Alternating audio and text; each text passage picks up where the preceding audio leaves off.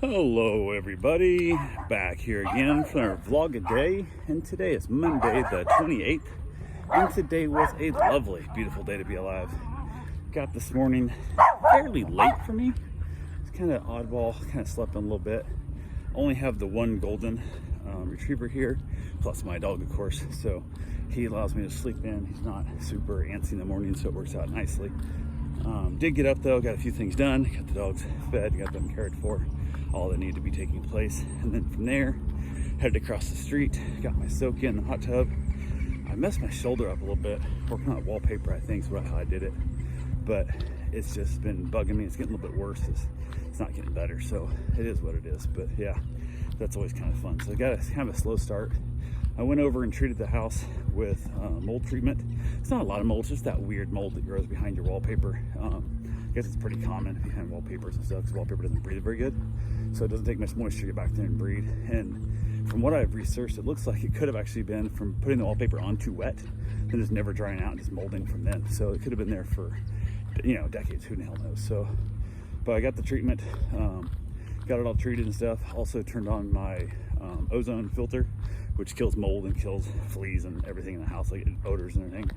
Kicked it on, turned the fan on the air conditioner, so it was running constantly, blowing the ozone around the whole house, and told everybody they can't go in the house because it's unsafe for humans, because the ozone is heavier in oxygen, so it actually just removes all oxygen from the house. So there's enough gaps and cracks in these old houses that I don't think you would actually die if you walked through there, but if you hung out in there, it could kill you. So definitely went ahead and was happy to get that treatment going. From there, I went back across the street, got a couple things done at the house, hung around there for a while, played with the dog, played a little fetch. He's not big into fetch, but he plays a little bit. Hung out there, got a few things taken care of. Emptied out the nightstand next to my wife's bed that was mine originally. It was kind of like an oddball stand, kind of the odd part of the room. So I emptied all those drawers out and got all that stuff out. A bunch of things like some of my winter running gear I haven't worn since last winter. So I went ahead and threw them in the clothes basket to wash up and just give them a refreshing before I try and wear them this fall and this winter down here. So I figure it won't hurt anything to have a little extra cleanness in them. From there, back outside, got a few things done around the house. Nothing real major, just kind of simple stuff. Had to go walk the dogs at the RV. Got there, the RV is hot as hell. I guess her air conditioner broke and won't get repaired till next Tuesday. So, but she tried to put like a bucket of ice in front of a fan, and that lasts for like 30 minutes. It doesn't last for nothing. So the place was hot. I texted her and said, hey, can I open up the RV, open up the windows? And never heard back from her. So I didn't, because I didn't know if there was like a reason, like maybe a neighbor's dog or something trying to get in. So couldn't mess with that at all. Left it as it was. It wasn't super hot today. It was definitely warmer in the trailer than it was outside. And I turned the fan so it was aiming more towards the dog in the crate and all that good fun stuff. Never did hear from her. I got out the run or the walk. On the walk, we walked out quite a ways. Got down to the end where we kind of turn around usually, and then I was letting the dogs sniff around a little bit. And as we went to head back, I called him to head back, and the young pup, he just like lost his mind, took off running like straight at me, and I didn't even see. I was looking over at some birds flying over there, and smashed right into my left leg, and bent my left leg backwards, hyperextended my knee, and I heard the big pop sound, and I was just instantly like just insane shooting pain. I was like, you son of a bitch. I knew exactly what it was the moment it happened. I was so upset. Not real cool and not happy about it, but it was, if I'd been closer to town, I would have probably called my wife and said, hey, come get me. If she was definitely a weekend, I would have her come get me. Somebody walk back. It's over a mile I walked back, and it was just straight fire. It was so much pain. Got back to the house, and of course I'm in the vet, so I'm driving stick shift, so that makes it more difficult. So I was able to drive out, got back home, got my brace out, went ahead and got my brace on, kind of, I don't know, lazied around a little bit, put some ice on it, and then headed out, got my run in, because already kind of hot and sweaty, so I was like, fuck it.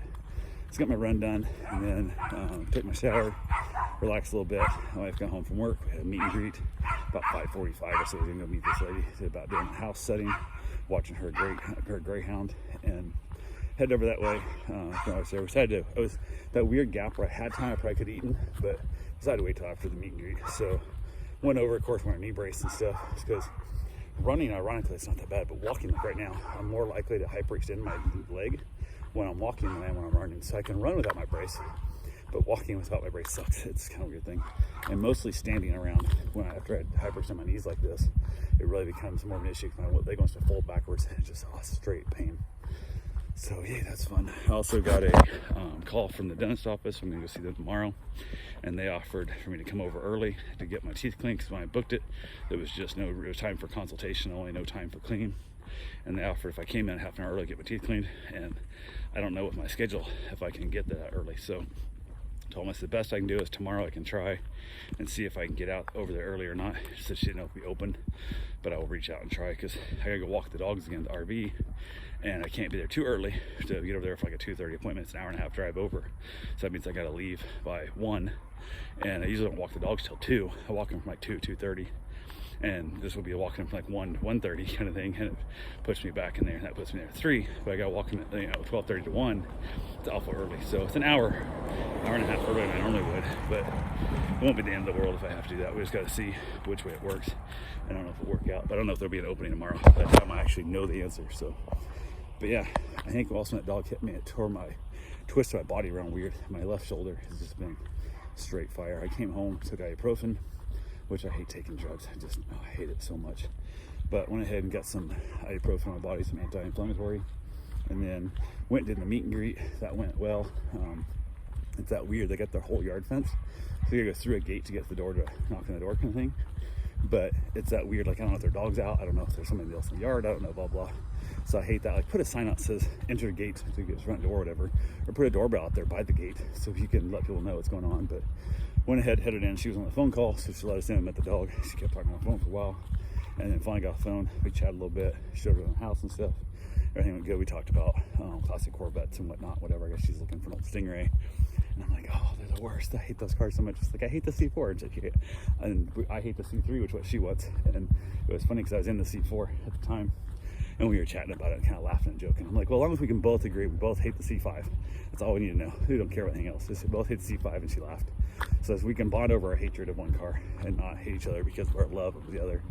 And we had a good joke about it. So I told her to keep an eye out. She wanted me to look for an old Stingray. So I told her I'd send her some and see what we could find. Because she's looking for a summer car. I guess they're moving back and forth from Colorado to Florida each year now, so they're avoiding winter. So like she said, she doesn't need the 4-wheel drive car anymore, so she's good to go on that, so she can get a Corvette and not have to worry about snow is the big thing. So yeah, that went well. Got back home, ate some dinner, and had a can of soup, which I like soup. I don't eat soup as much as I used to, so I had myself a nice can of soup, and from there I was able to get a couple things done, headed outside, watched a little TV, smoked myself a nice little cigar, and I was just sore. My whole body hurts, and I'm tired, so I called it an early night, headed in, had myself a little snack, and then crashed out and went to bed. So anyway, that's all I got for right now. I will talk to you guys tomorrow. Have yourself a safe and wonderful day. Thanks for watching.